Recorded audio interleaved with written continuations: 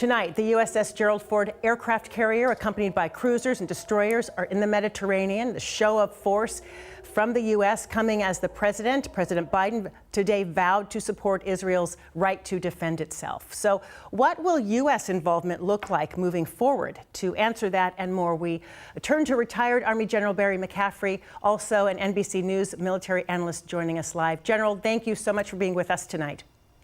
Good to be with you, Joyce. So we learned today at least 14 Americans were killed in the Hamas attacks. The White House saying 20 Americans unaccounted for. We don't even know how many are among the 100 to 150 hostages. So what does the U.S. do next? Well, I think the primary objective of the U.S. government right now, in concert with the Israelis, is to prevent widening of the war.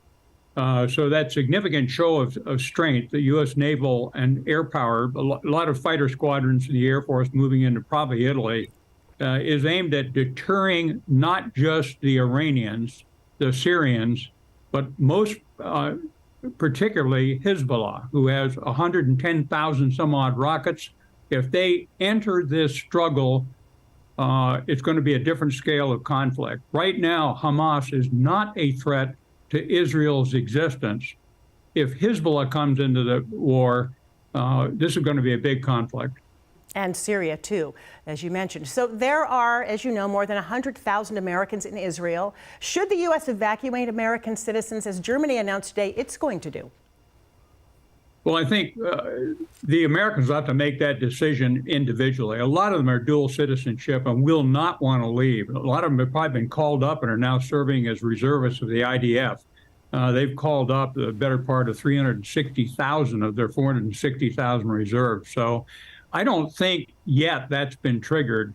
The presence of the Carrier Battle Strike Group is certainly reassuring. But even then, a neo-evacuation, non-combatant evacuation, we'd prefer to do them by air rather than sea. It's just another option, though, the U.S. has provided for it. The real signal, though, of that U.S. military power is don't enter the conflict, stay out of it. The diplomats are the primary tool to keep the Iranians and Hezbollah out of the fight. Let's talk about the hostages, 100 to 150. We believe Americans are among them. Getting to those hostages, even a ground attack sounds almost impossible. What are the options and how much time do these hostages have? Realistically, how do they tackle these objectives of getting to the hostages and decapitating Hamas? Well, I think the point you make is actually the main one. Israel's objective right now in going into Gaza will be primarily to destroy Hamas and its leadership. I think they're going to flood the zone with 50 to 100,000 troops, armor, infantry, then use intelligence, covert operations, special forces to try and locate these hostages. But they're all over Gaza, a city of 2 million people. They'll be underground in tunnels and basements. It's a dim prospect to recover them. Israel primarily now is going in to destroy Hamas. And Palestinians, they have nowhere to go. They're nowhere to hide. Water's been cut off. Food sources have been cut off. Fuel, no electricity. Nearly 2 million people in this very dense area of Gaza. What happens if they go in with this ground war? And can the world stomach what we potentially could see in that? Well, it's obviously a tragic situation. It's almost impossible to conduct urban combat without involving significant losses among the civilians. The Israelis traditionally make a huge effort to minimize that damage. I think going in right now, their air power is limited in its effectiveness, as is artillery and rockets fired by the IDF. So that will be an argument, to be honest, to go in on the ground, to use direct combat rather than massive bombardment from the Air Force, to dominate the surface of the streets and then to try and get these hostages back. The Israelis will want to grab every Hamas operative they can get as bargaining chips. But Joyce, make no mistake about it, this is a tragedy on a massive scale, perpetuated by a strategic surprise attack by Hamas on innocent civilians. As we're reporting now, 1,300 some odd Israelis killed, many of them children, women, hostages taking, absolutely brutal. Israel will never be able to negotiate with Hamas. They must be destroyed. You know, we're talking babies. I mean, every day since Saturday, we've heard more of the horrors, young women, rapes, even the elderly. This is the kind of terrorism we just have never seen, even against all rules of war. And a lot of people are trying to get their minds around why so barbaric. I mean, why?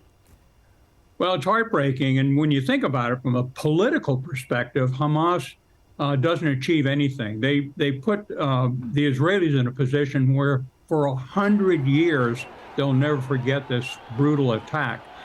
They possibly damaged or ended the U.S. Guided peace process with the Saudis and the Gulf states. So it didn't serve a political purpose. It was an expression of sheer brutality and rage. And finally, we have to address, and there will be lots of questions later about the intelligence failure, but we just have to address it in part because what does it say about our own intelligence that nobody saw this coming? And I'm wondering if you think partly it's an over-reliance on technology versus people on the ground. What happened? Well, I think you make a good point. Part of it was complacency. Part of it was undoubtedly an Iranian Revolutionary Guard planning cell that kept this whole operation with excellent operational security. Some of these paragliders undoubtedly were trained in Iran. So the Hamas along with the Iranians, did a first-rate job of preparing a strategic surprise assault. The U.S., primarily, we do have technical exposure to what the Middle East is up to, but probably on the ground, human is less powerful. But the Israelis didn't have reaction forces, didn't observe bulldozers knocking down the fences. It was clearly an error. And by the way, why weren't these kibbutzes armed? Why? The old days, the Israeli men and women all carried personal sidearms. So they were like lambs being led to slaughter. Now's not the time for the Israelis to look into it, but at the end of the war, they need to take a hard look at why they were caught flat-footed by Hamas.